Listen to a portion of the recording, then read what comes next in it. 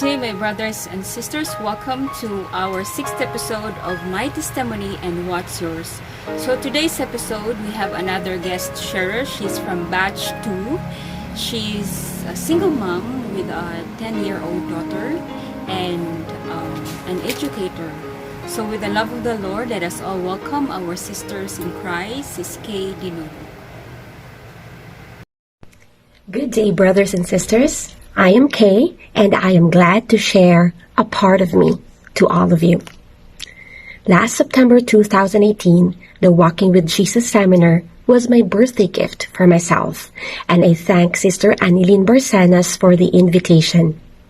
3 years prior to that seminar, I know I was like a walking zombie. Each day, I woke up, survived the day at work, go home, do what I had to do, sleep, wake up the next day, and do what was expected of me.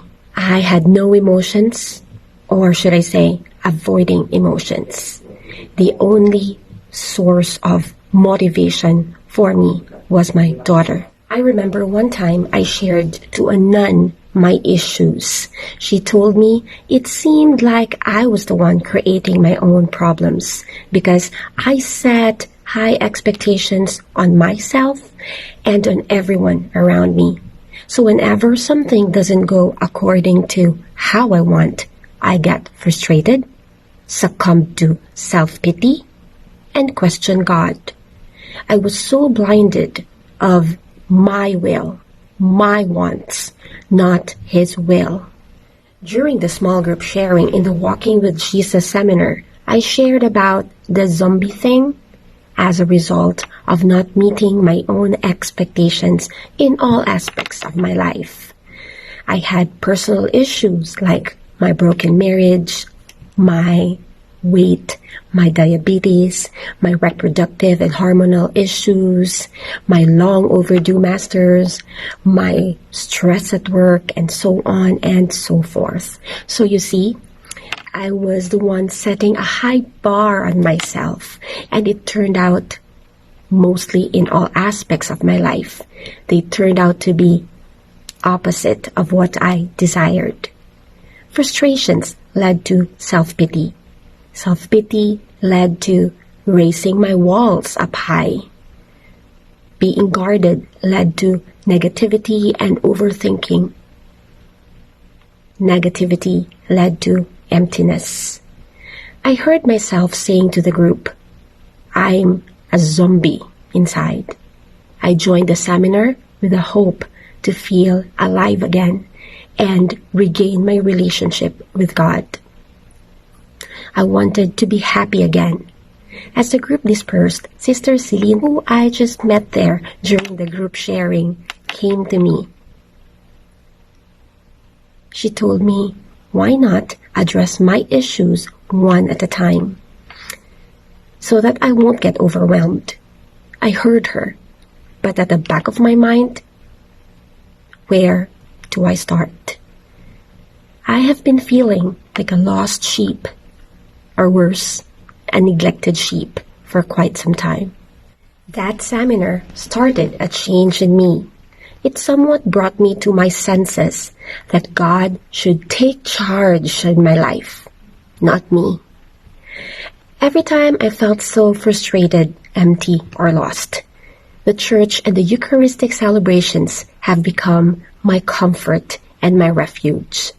Many times I found myself in tears during Mass, surrendering all my frustrations and hurt and all. The more I opened and surrendered to God, the more I felt strengthened and hopeful that one day the emptiness will be filled, the wounds will be healed, and everything will come into place. In my quiet times with God, it gave me consolation whenever I tell Him, if it is not His will, let it slip through my grasp and give me the peace not to worry about it. After months and years, the words of Sister Celine Palomares kept playing on my mind. One issue at a time, one step at a time. It started with a change of job responsibility, followed by my losing weight, which addressed my diabetes and hormonal issues. I then had an emotional closure with my ex-husband. Then I completed my master's, and I chased my long-time dream.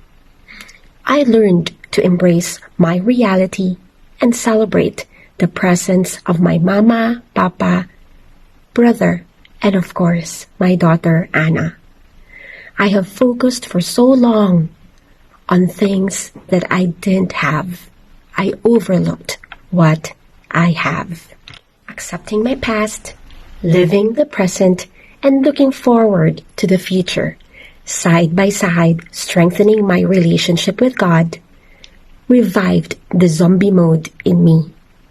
It is a daily choice to choose positivity stemming from God's presence in my life.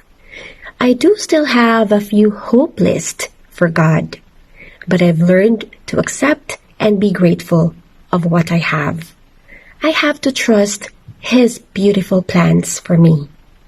I'm still far, but I've reached far from where I've started. I couldn't have done them without God's guidance, providence, and leading. God helped me see that He has never forsaken me. He was with me all throughout. God works in mysterious ways and sends instrumental people along the way, from work, friends, family, community, even strangers. I too want to be instrumental to other people, especially those who feel lost and hopeless.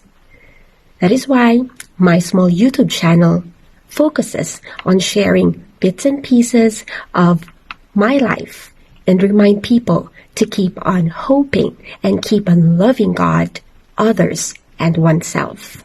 Every day I know God surprises me with unexpected things that makes me and will continue to make me happier than I originally planned. And that's God's will. Truly, I surrender myself to God's will and God's time.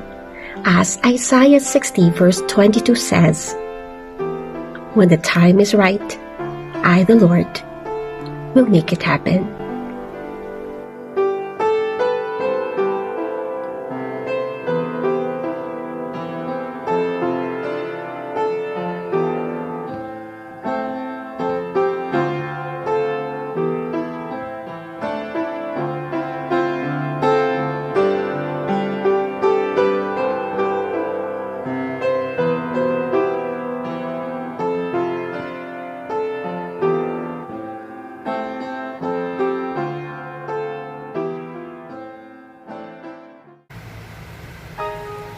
Thank you so much, Sis Kaye, for sharing your story here with us. And thank you so much, my brothers and sisters, for watching our 6th episode of My Testimony and What's Yours.